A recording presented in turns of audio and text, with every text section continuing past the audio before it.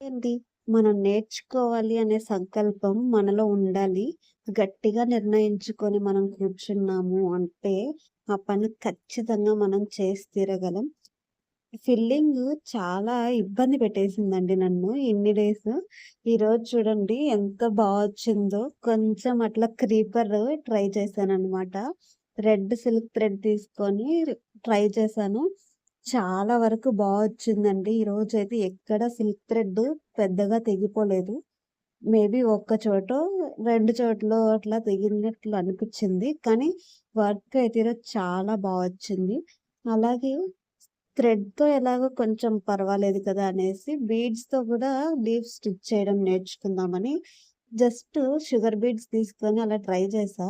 సరే ఇది ఎలాగో క్రీపర్‌గా కుట్టాను కదా! ఇది గూడా 1, 2 వేస్తే అంతగా తెలియదు అనేసి ఇలా జస్ట్ ఒక చిన్న క్రీపర్ లాగా వేసుకొని ఉ ముందు ఈ బీడ్స్‌తో మాత్రమే స్టిచ్ చేశా. తర్వాత మళ్ళీ కట్ బీడ్స్‌తో అలా కొంచెం బుట్టీస్ లాగా ఇచ్చాననమాట.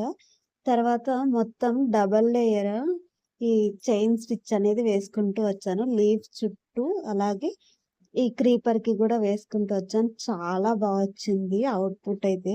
ఈ వర్క్ మీకెలా నచ్చిందా? లేదా? అనేది ఒక్క కామెంట్ చేయండి. వేశానా లేదా అని. మీరు అలా చెప్పడం వల్ల నాకు కొంచెం ఇన్‌స్పిరేషన్‌గా ఉంటుంది. ఇది మొన్నటిది. బావుందా? లేదా?